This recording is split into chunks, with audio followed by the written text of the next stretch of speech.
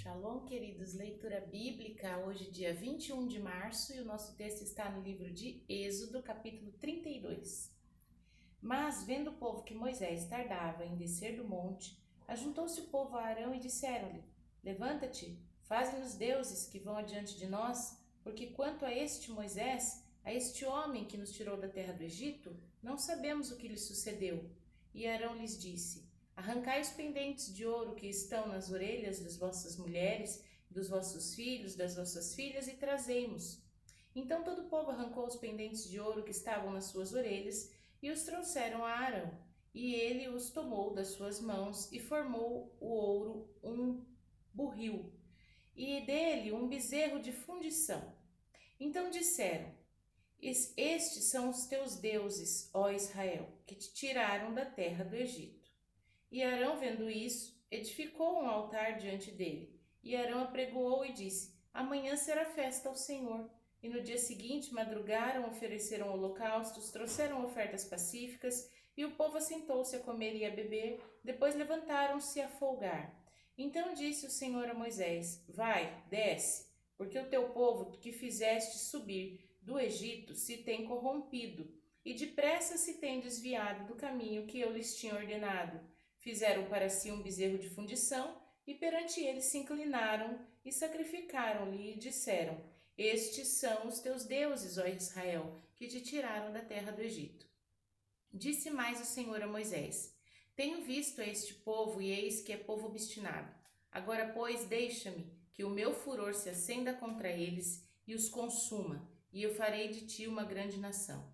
Porém Moisés suplicou ao Senhor seu Deus e disse: Ó Senhor, porque se acende o teu furor contra o teu povo, que tu tiraste da terra do Egito com grande força e com mão forte? Porque hão de falar os egípcios, dizendo: Para mal os tirou, para matá-los, os montes e destruí-los da face da terra. Torna-te da ira e do teu furor e arrepende-te deste mal contra o teu povo. Lembra-te de Abraão, de Isaque, de Israel, teus servos, os quais por ti mesmo tens jurado, e lhes disseste: Multiplicarei a vossa semente como estrelas do céu, e darei à vossa semente toda esta terra, de que tenho dito, para que a possuam por herança eternamente. Então o Senhor arrependeu-se do mal que dissera que havia de fazer ao seu povo. E voltou Moisés e desceu do monte com as 2 tábuas do testemunho na sua mão, tábuas escritas de ambas as bandas, de uma e de outra banda estavam escritas. E aquelas tábuas eram obra de Deus. Também a escritura era a mesma escritura de Deus, esculpida nas tábuas.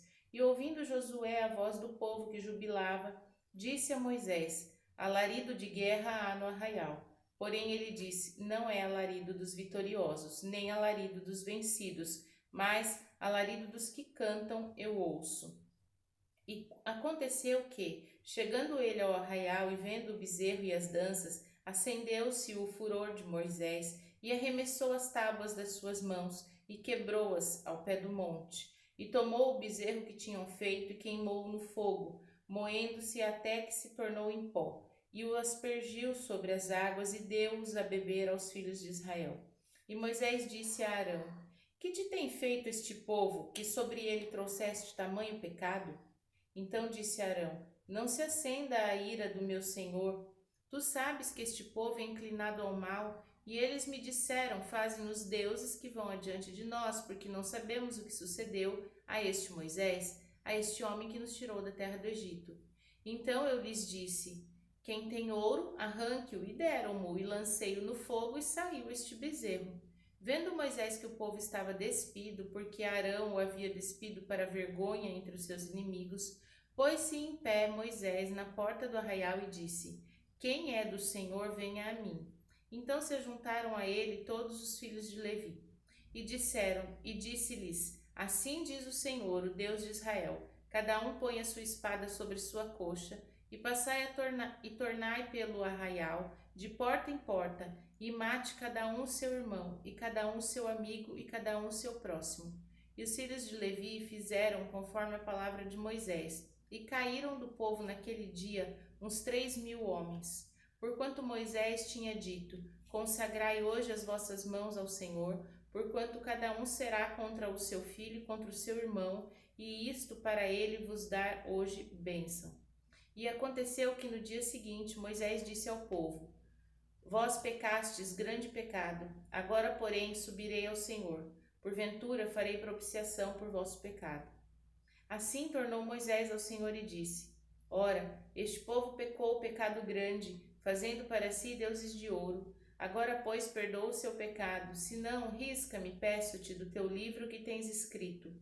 Então disse o Senhor a Moisés: Aquele que pecar contra mim, a este riscarei eu do meu livro. Vai, pois, agora, conduz esse povo para onde te tenho dito, e eis que meu anjo irá diante de ti. Porém, no dia da minha visitação, visitarei neles o seu pecado. Assim feriu o Senhor o povo, porquanto fizeram o bezerro que Arão tinham feito. Novo Testamento, Evangelho de João, capítulo 11. Estava, pois, enfermo certo Lázaro, de Betânia, da aldeia de Maria e de sua irmã Marta. E Maria era aquela que tinha ungido o Senhor com unguento e lhe tinha enxugado os pés com seus cabelos, cujo irmão Lázaro estava enfermo. Mandaram-lhe, pois, suas irmãs dizer: Senhor, eis que está enfermo aquele a quem tu amas. E Jesus, ouvindo isso, disse: Essa enfermidade não é para a morte, mas para a glória de Deus, para que o Filho de Deus seja glorificado por ela. Ora, Jesus amava a Marta, sua irmã, e a Lázaro. Ouvindo, pois, que estava enfermo, ficou ainda 2 dias no lugar onde estava. Depois disso, disse aos seus discípulos: Vamos outra vez para a Judéia. Disseram-lhe os discípulos: Rabi, ainda agora os judeus procuravam apedrejar-te. Tornarás para lá? Jesus respondeu: Não há 12 horas no dia? Se alguém andar de dia não tropeça, porque vê a luz deste mundo. Mas se andar de noite tropeça, porque nele não há luz. Assim falou e depois disse-lhes: Lázaro, nosso amigo, dorme, mas vou despertá-lo do seu sono. Disseram, pois, os seus discípulos: Senhor, se dorme, estará salvo. Mas Jesus dizia isso da sua morte. Eles, porém, cuidavam que falava do repouso do sono. Então Jesus disse-lhes claramente: Lázaro está morto. Folgo por amor de vós, de que eu lá não estivesse, para que acrediteis. Mas vamos ter com ele. Disse, pois, Tomé, chamado Dídimo, com os discípulos: Vamos nós também para morrermos com ele? Chegando, pois, Jesus achou que já havia 4 dias estava na sepultura. Ora, Betânia distava de Jerusalém quase 15 estádios, e muitos dos judeus tinham ido consolar Marta e Maria acerca de seu irmão. Ouvindo, pois, Marta que Jesus vinha, saiu-lhe ao encontro. Maria, porém, ficou assentada em casa, e disse, pois, Marta ao Senhor: Senhor, se tu estivesses aqui, meu irmão não teria morrido.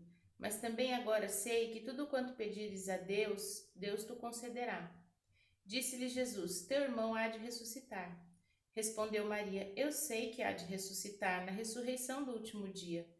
Disse-lhe Jesus: Eu sou a ressurreição e a vida. Quem crê em mim, ainda que esteja morto, viverá. E todo aquele que vive e crê em mim nunca morrerá. Crês tu isso? Disse-lhe ela: Sim, Senhor. Creio que tu és o Cristo, Filho de Deus, que havia de vir ao mundo. E dito isso, partiu e chamou em segredo a Maria, sua irmã, dizendo: O mestre está aqui e te chama. Ela, ouvindo isso, levantou-se logo e foi ter com ele. Ainda Jesus não tinha chegado à aldeia, mas estava no lugar onde Marta o encontrara. Vendo, pois, os judeus que estavam com ela em casa e a consolavam a Maria, apressadamente se levantar e saíra, seguiram-na, dizendo: Vai ao sepulcro para chorar ali. Tendo, pois, Maria chegado onde Jesus estava, vendo-o, lançou-se aos seus pés, dizendo: Senhor, se tu estivesses aqui, meu irmão não teria morrido. Jesus, pois, quando a viu chorar, e também chorando os judeus com ela vinham, comoveu-se muito em seu espírito e perturbou-se. Disse: Onde o puseste? Disseram-lhe: Senhor, vem ver. Jesus chorou. Disseram, pois, os judeus: Vede como o amava. E alguns deles disseram: Não podia ele, que abriu os olhos dos cegos, fazer também com que este não morresse? Jesus, pois, movendo-se outra vez em si mesmo, foi ao sepulcro. Era uma caverna e tinha uma pedra posta sobre ela. E disse Jesus: Tirai a pedra. Marta, irmã do defunto, disse: Senhor, já cheira mal, porque já é de 4 dias. Disse-lhe Jesus: Não te hei dito que, se creres, verás a glória de Deus? Tiraram, pois, a pedra. E Jesus, levantando os olhos para o céu, disse: Pai, graças te dou por me haveres ouvido. Eu bem sei que sempre me ouves, mas eu disse isso por causa da multidão que está ao redor, para que creiam que tu me enviaste. E tendo dito isso, clamou com grande voz: Lázaro, vem para fora. E o defunto saiu, tendo as mãos e os pés ligados com faixas, e o seu rosto envolto num lençol. Disse-lhes Jesus: Desligai-o e deixai-o ir. Muitos, pois, dentre os judeus que tinham vindo a Maria e tinham visto o que Jesus fizeram, creram nele. Mas alguns deles foram ter com os fariseus e disseram-lhe tudo o que Jesus tinha feito. Depois, os principais dos sacerdotes e os fariseus formaram um conselho e diziam: Que faremos? Porquanto este homem faz muitos sinais. Se o deixamos assim, todos crerão nele, e virão os romanos e tirar-nos-ão o lugar e a nação. E Caifás, um deles, que era sumo sacerdote naquele ano, lhes disse: Vós nada sabeis, nem considerais que nos convém que um homem morra pelo povo e que não pereça toda a nação. Ora, ele não disse isso de si mesmo, mas, sendo sumo sacerdote naquele ano, profetizou que Jesus devia morrer pela nação. E não somente pela nação, mas também para reunir em um corpo os filhos de Deus que andavam dispersos. Desde aquele dia, pois, consultavam-se para o matarem. Jesus, pois, já não andava manifestadamente entre os judeus, mas retirou-se dali para a terra junto do deserto, para uma cidade chamada Efraim, e ali andava com os seus discípulos. E estava próxima a Páscoa dos judeus, e muitos daquela região subiram a Jerusalém antes da Páscoa para se purificarem. Buscavam, pois, a Jesus e diziam uns aos outros, estando no templo: Que vos parece? Não virá a festa?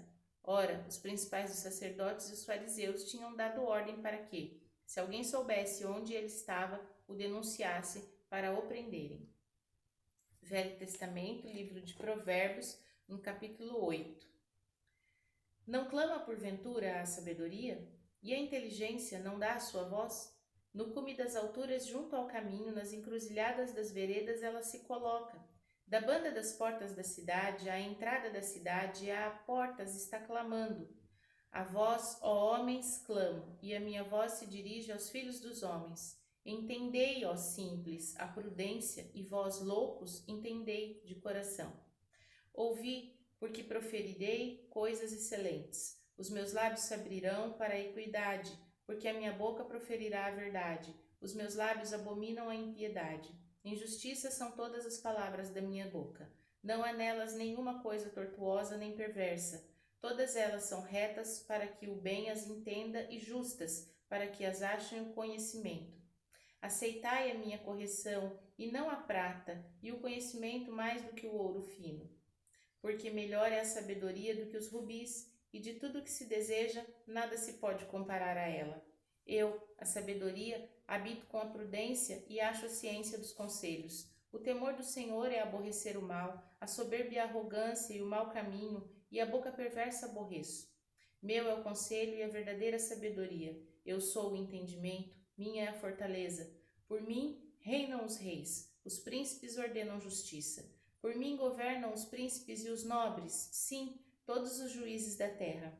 Eu amo os que me amam, e os que de madrugada me buscam me acharão. Riquezas e honra estão comigo, sim, riquezas duráveis e justiça.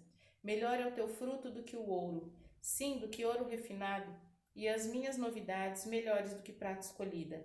Faço andar pelo caminho da justiça no meio das veredas dos juízos, para fazer herdar bens permanentes aos que me amam e encher os seus tesouros. O Senhor me possuiu no princípio desde os caminhos e antes de suas obras mais antigas. Desde a eternidade, fui ungida desde o princípio, antes do começo da terra. Antes de haver abismos, fui gerado. Antes ainda de haver fontes carregadas de água. Antes de os montes fossem firmados, antes dos outeiros fui gerado. Ainda ele não tinha feito a terra, nem os campos, nem sequer o princípio do pó do mundo. Quando ele preparava os céus, lá estava eu. Quando compassava ao redor da face do abismo, quando firmava as nuvens de cima, quando fortificava as fontes do abismo, quando punha o mar ao seu termo, para que as águas não traspassassem o seu mandato, quando compunha o fundamento da terra, então eu estava com ele e era o seu aluno. E era cada dia suas delícias, folgando perante ele em todo o tempo, folgando no seu mundo habitável e achando as minhas delícias com os filhos dos homens. Agora, pois, filhos, ouvi-me, porque bem-aventurados são os que guardarem os meus caminhos. Ouvi a correção e não rejeiteis, e sede sábios. Bem-aventurado o homem que me dá ouvidos, velando as minhas portas a cada dia, esperando as ombreiras da minha entrada, porque o que me achar achará a vida e alcançará favor do Senhor. Mas o que pecar contra mim, violentará a sua própria alma. Todos os que me aborrecem amam a morte. Amém?